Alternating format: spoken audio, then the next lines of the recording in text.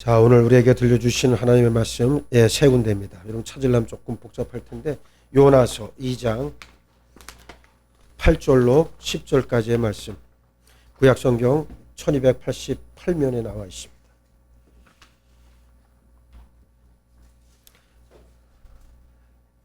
봉독합니다. 거짓되고 헛된 것을 숭상하는 모든 자는 자기에게 베푸신 은혜를 버려 싸우나 나는 감사하는 목소리로 주께 제사를 드리며 나의 소원을 주께 갖겠나이다. 구원은 여호와께 속하였나이다 하니라. 여호와께서 그 물고기에게 말씀하심에 요나를 육지에 토하니라. 아멘. 두 번째 말씀, 구약성경 열왕기하 6장 11절로 17절까지의 말씀, 여러분 가지고 계시는 구약성경 570면입니다. 봉독하겠습니다. 이러므로 아람 왕의 마음이 불안하여 그 신복들을 불러 이르되 우리 중에 누가 이스라엘 왕과 내통하는 것을 내게 말하지 아니하느냐 하니 그 신복 중에 한 사람이 이르되 우리 주 왕이여 아니로소이다. 오직 이스라엘 선지자 엘리사가 왕이 침실에서 하신 말씀을 이스라엘의 왕에게 고하나이다 하는지라. 왕이 이르되 너희는 가서 엘리사가 어디 있나 보라. 내가 사람을 보내어 그를 잡으리라. 왕에게 아뢰어 이르되 보라 그가 도단에 있도다 하나이다. 왕이 이에 말과 병거와 많은 군사를 보내매 그들이 밤에 가서 그 성읍을 에워쌌더라. 하나님의 사람의 사환이 일찍 일어나서 나가보니 군사와 말과 병거가 성읍을 에워쌌는지라. 그의 사환이 엘리사에게 말하되 내 주여 우리가 어찌하리이까 하니 대답하되 두려워하지 말라. 우리와 함께한 자가 그들과 함께한 자보다 많으니라 하고 기도하여 이르되 여호와여 원하건대 그의 눈을 열어서 보게 하옵소서 하니 여호와께서 그 청년의 눈을 여심해 그가 보니 불말과 불병거가 산에 가득하여 엘리사를 둘렀더라. 아멘. 또 한 절 말씀, 신약성경 사도행전 9장 1절로 9절까지의 말씀, 여러분 가지고 계시는 신약성경 201면에 나와 있습니다. 봉독합니다. 사울이 주의 제자들에 대하여 여전히 위협과 살기가 등등하여 대제사장에게 가서 다메섹 여러 회당에 가져갈 공문을 청하니 이는 만일 그 도를 따르는 사람을 만나면 남녀를 막론하고 결박하여 예루살렘으로 잡아오려 함이라. 사울이 길을 가다가 다메섹에 가까이 이르더니 호련히 하늘로부터 빛이 그를 둘러 비추는지라. 땅에 엎드러져 들음에 소리가 있어 이르시되 사울아 사울아 내가 어찌하여 나를 박해하느냐 하시거늘 대답하되 주여 누구시니까 이르시되 나는 내가 박해하는 예수라. 너는 일어나 시내로 들어가라. 내가 행할 것을 내게 이를 자가 있느니라 하시니 같이 가던 사람들은 소리만 듣고 아무도 보지 못하여 말을 못하고 서 있더라. 사울이 땅에서 일어나 눈은 떴으나 아무것도 보지 못하고 사람의 손에 끌려 다메섹으로 들어가서 사흘 동안 보지 못하고 먹지도 마시지도 아니하니라. 아멘. 할렐루야. 할렐루야. 자, 오늘은 말씀을 통해서 실상을 바라보자라고 하는 제목의 말씀입니다. 이 제목이 이미 모든 설교를 다 지금 대변하고 있죠. 실상이라고 하는 거, 여러분 허상을 바라보는 사람은 안 돼요. 세상의 허상을 바라보며 열심히 살면서도 그게 인생인 줄 안다고요. 그런데 그렇지가 않습니다. 인생이라고 하는 것은 실상을 바라봐야 되는데, 자, 인간의 삶에서 가장 중요한 건 뭐겠어요? 삶의 방향과 목적 아니겠습니까? 내가 지금 어디를 향해 가고 있고 무엇을 위해서 살아가느냐는 대단히 중요합니다. 톨스토이 여러분 다 아시죠? 제어버를 썼던 러시아의 대문호였던 톨스토이가 이런 말을 했습니다. 믿음이 내게 들어온 후에 하나님의 말씀이 영원한 진리인 것을 알았고 그때부터 나의 삶은 변화되었다. 이전에 바라던 것들을 바라지 않게 되었고 바라지 않던 것을 진실로 바라게 되었다. 또 예전에 손으로 보였던 것이 악으로 보였던 것이 이제는 손으로 보이기 시작했다라고 하는 유명한 고백의 말을 그의 고백록에서 했습니다. 허상을 바라보고 쫓다가 나이 50이 되어서야 이러한 고백을 한 거예요. 비로소 영의 눈이 열려졌고 실상을 바라보게 되었다는 아주 진실한 고백입니다. 자신이 좋아하는 일이나 취미 생활을 적당히 즐기는 것 나쁘다 말할 수 없습니다. 그러나 무엇이든지 과하거나 지나치면 상당한 손실과 피해는 따라오기 마련이죠. 그리스도인은 늘 정신을 차리고 근신하고 깨어 기도해야 합니다. 그리스도인은 언제나 허상이 아니라 실상을 바라보는 눈을 가지고 있어야 됩니다. 이 말은 믿음 안에서 성령 충만한 삶을 살아야 한다는 것을 의미하는 말이에요. 우리는 누가 뭐래도 하늘과 땅 그리고 무에서 유를 창조하신 하나님을 믿고 나를 의의 나라에까지 인도해 주실 성령의 권능에 사로잡혀서 앞을 향해 나아가야 합니다. 그럴 때 우리 안에 허상은 다 사라지고 실상이 나타나 어둠은 물러가고 빛으로 충만하게 될 줄로 믿습니다. 자, 실상을 바라보자. 먼저 오늘 우리가 읽었던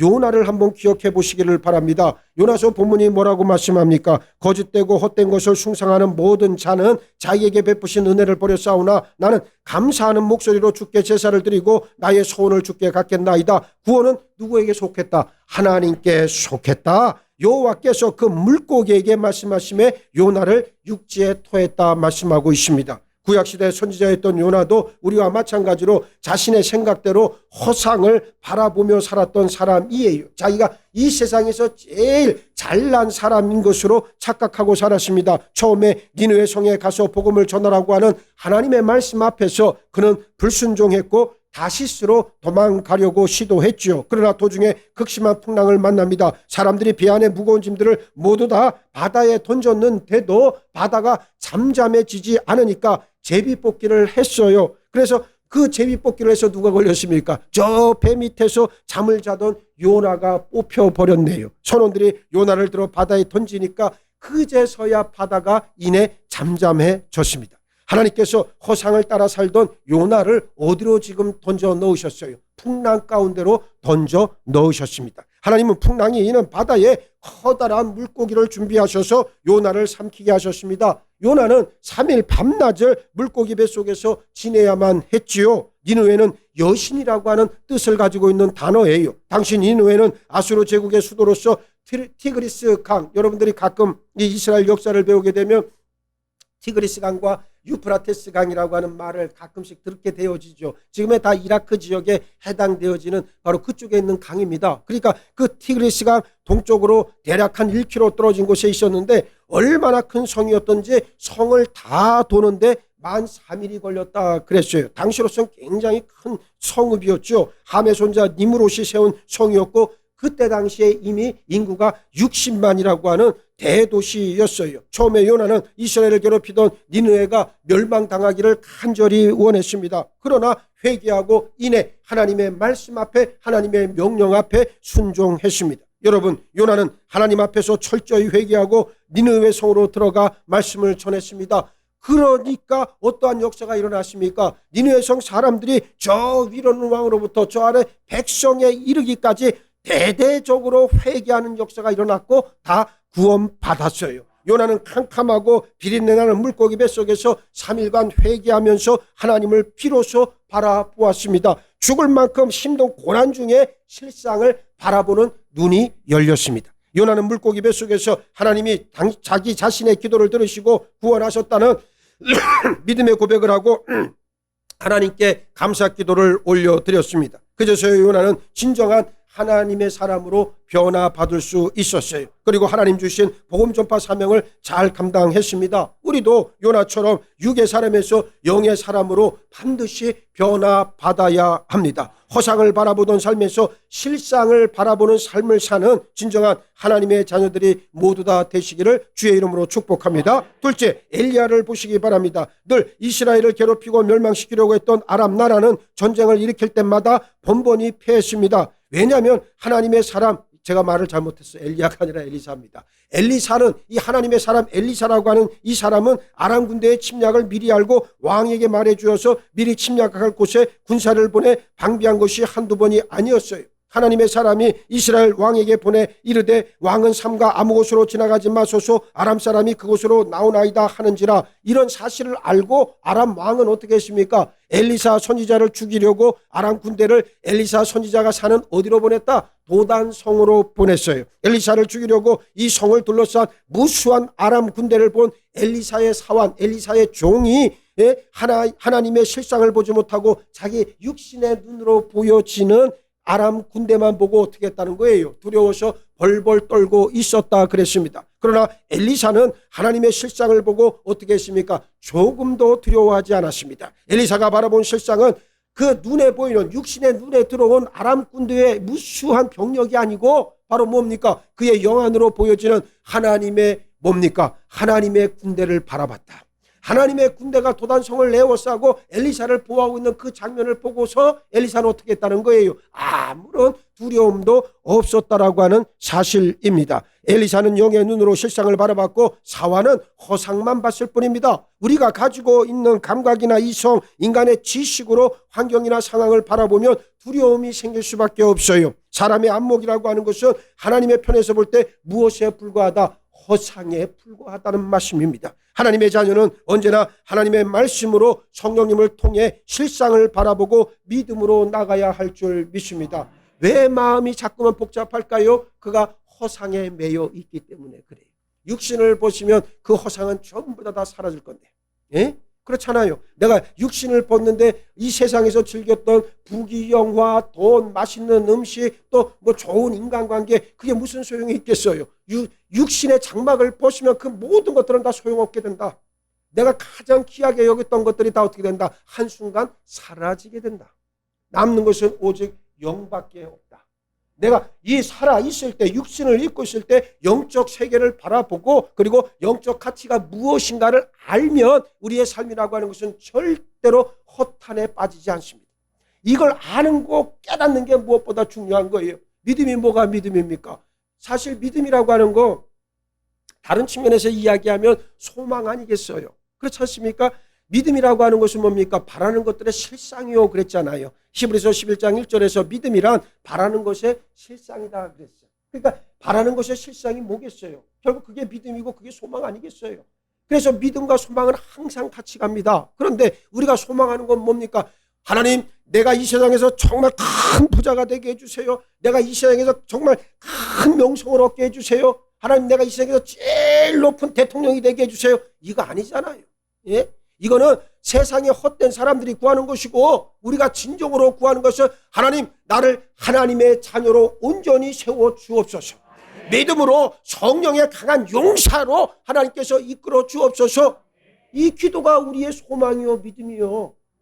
이걸 붙잡고 우리는 계속해서 믿음의 길을 가는 거예요. 그래서 그가 소망하는 게 무엇인가? 어떤 사람에게 물어봤어요. 교회를 오래 다니고 직분 많고, 예? 심지어 목회자인 사람들에게도 물어봤습니다. 당신 소망이 뭡니까? 나는 세상에서 높은 사람이 되는 게 좋다. 나는 세상에서 사람들로부터 많은 존경을 받는 게 나는 내 꿈이다. 이거 전부 다 헛된 거라는 거예요. 예? 그게 뭔 소용이 있어? 내 영이 사는 것 말고 이 세상 가운데 가장 중요한 가치가 무엇이 있겠느냐? 그 말이요. 육신을 벗게 되면 아무것도 아닌데. 예? 내가 이 사람이 이 돌아가시고 나서 육신이, 내가 우리 장인 어른, 이 돌아가신 장인 그 이제 이장을 할 때 내가 보니까 그래요. 돌아가시고 산에다가 모신 지 17년 지나서 다시 이장하려고 파보니까 말이에요. 뼈밖에 없어요, 뼈밖에. 예? 그걸 보면서 마음이 얼마나 애잔하고 얼마나 서글픕니까? 인생이 이런 건데. 지금은 땅에도 안 묻어요. 그냥 저기 벽체 가면 2시간이면 완전히 체가 됩니다. 예? 그래, 여러분, 인생이란 그런 거예요. 육신에 뭐하러 그렇게 공을 들입니까? 뭐 한다고 육신의 가치를 바라봅니까? 물론 살기 위해선 육신의 기본적인 욕구는 우리가 충족시켜야 돼요. 그게 나쁘다고 얘기하는 건 아닙니다. 오해하지 말고 들으세요. 그건 생명의 연장, 생명의 보존을 위해서 필요한 것, 가장 아주 필요한 만큼만 취하면 될 일이고, 내 이상과 내 가치와 내 소망과 내 믿음이라고 하는 것은 언제나 하나님께 고정되어야 된다. 네? 이게 무엇보다 중요하다는 말씀이에요. 현실 문제 너무 복잡하게 생각하지 말아요. 자녀들 문제로 여러분들 고민 많이 하잖아요. 아, 우리 자녀가 좀 잘 됐으면 좋겠는데, 내가 지난번도 얘기 안 했니까 제천 갔더니만 우리 어머니가 까만 비닐봉다리에 사과 3알 딱 넣어가지고 주면서 이거 빨리 가져가 먹어라. 차를 가져갔으면 내가 그래야지. 차는 고장나서 공장에 들어가야 되는데 지금 기차 타고 가야 되는데 까만 비닐봉다리 들고 나 같은 사람이, 예? 멀쩡하게 생긴 사람이 그거 들고서 쫄래가, 사실 내가 안 들죠. 우리 집사람이 들었지만, 예? 여러분 생각을 해보라. 지금 이게 웃자고 하는 소리지만 사실은 우리 어머니의 마음은 어떤 마음이요? 자식을 사랑하는 마음이고 자식에게 맛있는 사과 한 알이라도 좀 먹여보고 싶은 그 80 먹은 노인의 마음이란 말이에요. 그게, 예? 그 마음을 생각하니 한편으로 돌아서니까 마음이 참해. 아, 우리 엄마도 저렇게 늙었구나. 이제 곧 하나님의 품에 안기겠구나. 그 생각을 하니까 정말 마음이 미어지죠. 좋지도 않지요. 뭐. 그런데 말이에요. 그런데 그거보다 더 중요한 게 있단 말이에요. 여러분들이 저도 자식을 키우는 사람이지만 절대 자식 내 마음대로 안 돼요. 예? 내가 어려서는 내가 굉장히 엄했다 그랬잖아요. 예? 우리 아이들은 제가 이렇게 잠을 자고 이럴 때 뭐 음식을 먹고 특히 그 시리얼 같은 거 있잖아요. 콤프로스트 뭐 이런 거 그런 거 먹을 때 소리가 나잖아요. 그거는 아작아작 소리가 나잖아요. 그럼 내가 가만히 안 뒀어요. 예. 그래서 먹을 때도 항상 입에 넣어가지고 녹여서 먹었디야. 지들 말이 그래요. 예. 그렇다고 또 나를 너무 폭군으로 보지 말아요. 그렇게 엄했다는 걸 내가 비유로 얘기하는 거예요. 그래, 어려서는 말을 들어요. 그런데 얘네들이 크고 이제 등치가 나보다 더 크잖아요. 몸도 더 좋아요. 우리 둘째 놈 같은 경우는 85가 돼요. 키가. 몸도 떡대가 막 이래요. 예? 잘못 까불다 한 대 맞으면 나는 그냥 저기 나가 떨어진다니까. 예? 아니 그 생각을 해봐. 걔가 회딱 돌아가가지고 뭐야 한 대 툭 치면 나는 저 가서 툭 쓰러진다니까. 자식이 내 마음대로 되는 게 아니야. 아무리 스스로 깨달을 뿐이지. 깨달아야 움직이지 않아요. 그럼 우리는 뒤에서 뭘 해야 돼? 그냥 기도만 해. 제발 부탁하는데 기도만 하시는 주 이름으로 축복합니다. 그 영혼을 위해 기도하고. 예? 부모는 다른 거 할 거 없어요. 자녀를 놓고 그 자녀의 앞길을 하나님 앞에 맡기고 주께서 함께 하실 줄 믿고 그 영혼의 변화를 위해 끊임없이 기도하는 게 부모의 사명이에요. 예? 그런데 부모가 뭘 나서갖고 뭘 한다고 그 자식이 눈 하나 깜짝할 것 같죠. 절대로 안 그렇습니다.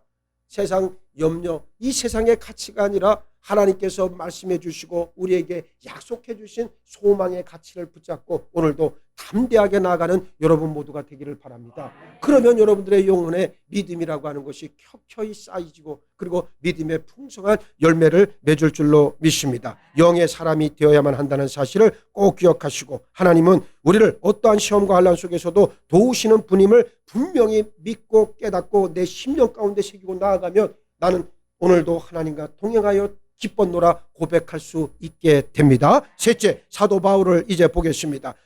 당시 사울은 여러분 알다시피 유대인이었고 당대 최고라고 하는 누굽니까? 가말리엘 문화에서 공부한 아주 엘리트 가운데 엘리트였어요. 좋은 집안에서 태어났고요. 나면서부터 로마의 시민권을 가지고 있던 당대 진짜 1%도 안 되는 0.5%에 들어가는 아주 정말 정말 아주 소수의 정말 요즘 말로 하면 금수저와 같은 그러한 분이 이 사울 아니었겠어요. 정통한 유대교인으로서 예수님을 믿는 기독교 유대인들을 증오했습니다. 많은 그리스도인들을 잡아다가 옥에 가두고 복음을 전하던 스데반 집사가 돌에 맞아 죽었을 때 사도행전 말씀을 보니까 그 곁에 있었다고까지 말씀을 할 정도였어요. 사울은 자신의 잘못을 깨닫지 못했고 자부심을 넘어서 자만심 넘치는 교만한 엘리트 유대인 가운데 한 명이었어요. 사울은 예수님을 믿는 사람들의 핍박을 피해서 숨어 들어갔던 당시에 다메섹이라고 하는 데는 지금의 시리아의 수도 다마스커스를 말하는데 별로 멀질 않잖아요. 예루살렘에서부터. 그러니까 그때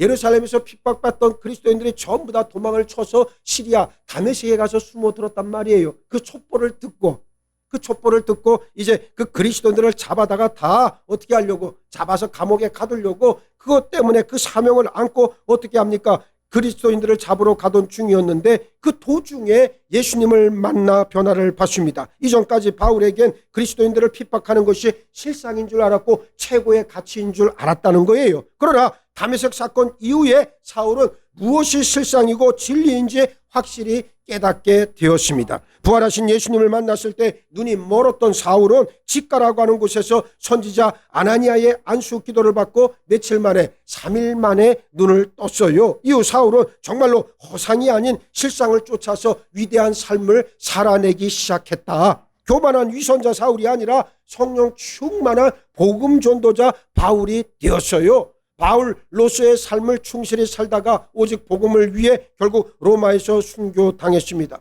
얼마나 거룩하고 복된 삶이었겠어요. 깨어있는 성도는 늘 자신을 돌아봐야 합니다. 나는 과연 실상을 바라보고 있는가? 아직도 허상을 따라 살고 있지는 않은가? 성령님 안에서 새롭게 변화되어서 예수님의 십자가와 하나님의 말씀만 따라 가는 여러분들 모두가 되기를 바랍니다. 그래서 말씀이 중요하다는 거예요.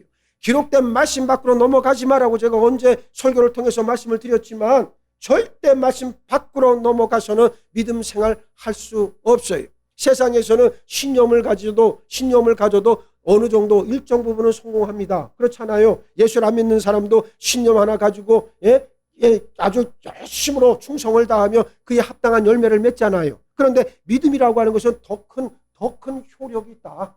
그것은 바로 무엇입니까? 내 영혼에 풍성하고 그리고 하늘에 강성하고 하늘의 지혜로운 것들로 충만케 하여 주셔서 우리로 하여금 허상을 바라보지 않고 실상을 바라보면서 이 땅에서 진짜 진리의 삶을 살아내도록 이끌어주는 힘이 있다. 나는 여러분들이 그러한 삶을 사시길 바랍니다. 여러분 보세요. 물론 여러분들이 열심으로 교회를 섬기지만 사실 따지고 보면 우리의 노력, 우리의 헌신보다는 하나님의 마음이 더 앞서는 거 아니겠어요? 하나님의 마음이 훨씬 더 소중하고 더 클 거 아니에요? 그런데 우리는 어떻게 합니까? 감히 하나님의 마음보다는 내 마음, 내 노력, 내 헌신, 내 충성을 내세울 때가 훨씬 더 많잖아요. 이건 정말 오류라고 하는 거예요. 그래서 믿음의 깊은 세계 안으로 들어와 말씀의 은혜, 풍성한 은혜에 거하게 되어지면 이러한 어려움들도 다 없어질 것이다. 제가 교회를 짓다 보니까 자꾸만 이제 이 답답한 마음이 들 때마다 주변에 있는 우리 식구들한테 내가 미안해요. 사실은 내가 막 짜증도 내고 화도 막 버럭버럭 내고 그래요.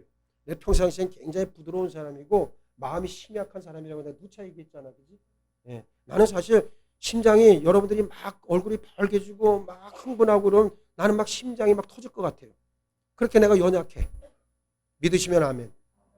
아멘 하신 분들은 다 천국에 들어갈 거예요. 지금 꽉 다물고 있는 사람들은 심각해질 거예요, 나중에. 응? 내가 굉장히 연약하고 부드러운 사람이에요. 근데 여러분들을 만나고 나서 우리 한전도사밖에 들어갈 사람이 없구만. 우리 둘이 손 붙잡고 천국 가면 돼. 다 필요 없어. 근데 이 교회 와가지고 내가 이 성전 건축하면서 너무너무 이 스트레스가 심해지니까 나도 모르게 이제 주변의 가족들한테 내가 막 화를 내고 그래. 내가 정말 미안하게 생각해요. 근데 어느 날은 한번 내가 막 화를 냈더니만 같이 사는 어떤 여자가 나한테 그런 말을 해요. 어차피 들어갈 건 뻔한 건데 뭐 한다고 그렇게 신경을 쓰냐고. 그럼 지가 담임 목사를 하지. 차라리 내 신세가 좀 돼보지. 내 처지가 한번 돼보지. 예? 내가 그랬어요. 지금 여러분들은 웃음이 나와? 지금 웃는 사람들은 믿음이 없는 사람들이요. 지금 울어도 시원찮을 판에 지금 웃음이 나와? 저 봐, 저 유정숙 권사님. 이름 얘기하지 말래도만 혼자 거기서 낄낄거리고 있으면 나보고 어쩌라는 거야. 여러분, 이게 지금 웃음의 얘기지만 웃으라고 드린 얘기예요, 사실은. 그런데 웃음 뒤에 아픔이 있는 얘기라고, 슬픔이, 눈물이 있는 얘기란 말이에요. 네? 하나님께서 세우신 저 성전에 우리가 왜 못 들어가요? 들어가요. 들어가는데 이 과정이 너무너무 힘들고 지난하잖아요. 네? 아프고 괴롭게 하잖아요. 바늘같이 찌르잖아요. 우리도 인간인지라, 인간의 몸을 입고 있는지라 괴로운 거예요. 울고 싶고 가슴을 다 파헤쳐서 내 속을 보이고 싶고 어떨 때는 하나님 앞에 정말 대성통곡 한번 해보고 싶고, 예? 아무도 여러분 없을 때 낮에 혼자 가끔 내가 사무실에 나오면 사무실에 앉아있다가 답답하면 내가 여기 요 자리, 내가 새벽 기도 자리, 요 자리가 내 자리거든요. 내가 요 자리에 앉아가지고 주여 주여 내 가슴을 쳤던 날이 한두 날이 아니에요, 사실. 그러면서 내가 정말 왜 하나님이 이런 시련을 자꾸 우리에게 주실까? 이유는 간단하죠. 뭐 목사인 나부터 변화받고 또 양떼 되시는 여러분들이 또 변화되길 하나님은 원하시고 그래서 예배자, 능력자, 사명자들이 세워지는 교회가 되기를 아버지는 눈물을 흘리면서 지금도 기다리고 계신다. 그 말이에요. 그걸 깨닫는 순간 가슴을 쳤던 것은 하나님을 찬양하고 경배하는 손가락으로 바뀌고 그 위대하신 하나님의 뜻을 깨닫고 나는 그 자리에 그저 털썩 주저앉아 눈물을 흘릴 수밖에 없어요. 오늘 우리도 그러한 하나님의 은혜를 맛봐야 될 줄로 믿습니다. 나는 여러분들의 영혼이 잘 되는 것에는 여러분들은 나를 밟고 올라가도 괜찮아요. 여러분들의 영혼이 변화를 받고 하나님의 나라의 온전한 자녀들이 다 된다고만 한다면 나를 짓밟고 올라가도 나는 괜찮아요. 여러분들이 그와 같은 그런 하나님의 은혜를 잊기를 바랍니다. 평생을 살면서도, 그래서 내가 늘 얘기하는 거예요. 평생을 교회를 왔다 갔다 하는데도 하나님을 만나지도 못했고 예수를 만나지도 못했고 성령을 체험하지도 못했고 회개기도 한번 드려보지 못했다면 그 영혼은 얼마나 소망 없는 영혼입니까? 그러한 자들이 모여있는 곳이 교회는 절대로 아니다. 그건 교회가 아닌 거예요. 그냥 인간의 모임일 뿐입니다. 변화받으시고. 아직도 안 늦었어요. 목사님, 제 나이가 많은데요. 나이하고 상관없어요. 진실하면 됩니다. 정직하면 됩니다. 하나님, 나를 만져 주옵소서. 간절히 구할 수 있는 여러분 모두가 되기를 바라겠습니다. 자, 그래서 깨어있는 성도는 늘 자신을 돌아볼 수가 있다. 오늘 말씀의 결론입니다. 그렇다면 그리스도인은 어떻게 살아야 하는가? 진리의 실상을 바라보며 살아야 됩니다. 여러분 잘 아시는 고린도후서 5장 17절 말씀을 한번 찾아보시기 바랍니다. 누가 빨리 찾아서 큰 소리로 아주 낭낭한 목소리로 한번 읽어보시기 바랍니다. 고린도후서 5장 17절 말씀. 다 아는 말씀이요. 나 같으면 안 찾고 그냥 쭉 암송하겠네. 그런 식으로 시작하는 말씀. 누가 빨리 찾아보세요.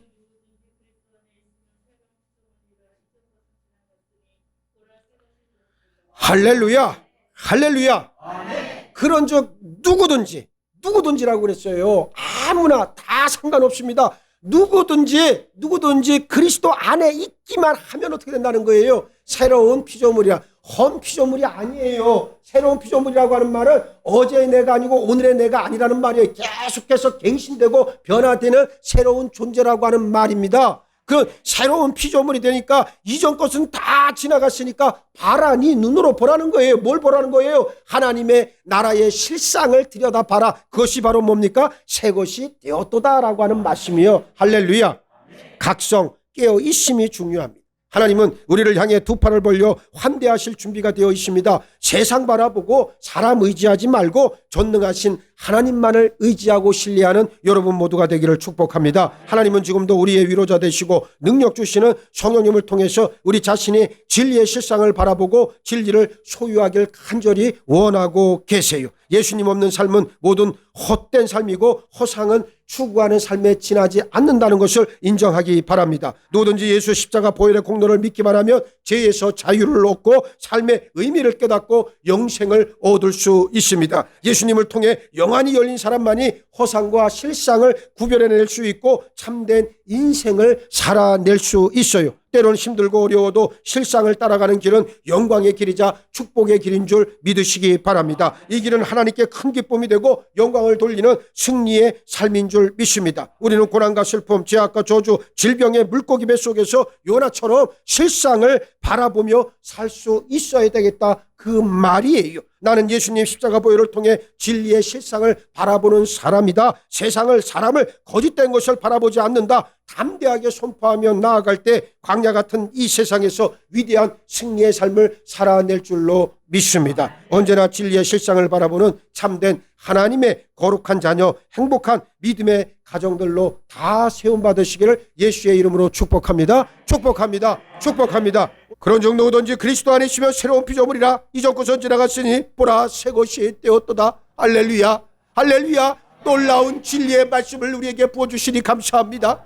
허상 바라보지 말게 하시고 허구에 충만한 것들로 인해 내 마음 뺏기지 말게 하여 주옵시고 오직 말씀의 깊은 세계 가운데 나가 예수 그리스도 진리의 말씀만 붙잡고 진리의 실상을 바라보며 날마다 승리하는 우리의 영적 강성함의 삶으로 하나님께서 이끌어주시고 함께하여 주시옵소서. 언제나 진리의 실상을 바라보는 참된 하나님의 거룩한 자녀들, 거룩과 순결의 자리를 끝까지 꺼낼 수 있는 온전한 자녀들로 시험받기를 원하고 우리 가정들이 행복한 믿음의 가정들이 되어지기를 원하며 우리 교회가 아버지 진리의 실상을 품고 진리의 실상을 세상 가운데 빛을 비춰낼 수 있는 온전한 복의 통로로 쓰임받기를 원합니다. 우리에게 한량없는 은혜와 능력 가운데 함께 하시고 우리를 세워 주옵소서. 감사하오며 우리 주님 예수 그리스도 이름 받들어 기도하옵나이다. 아멘.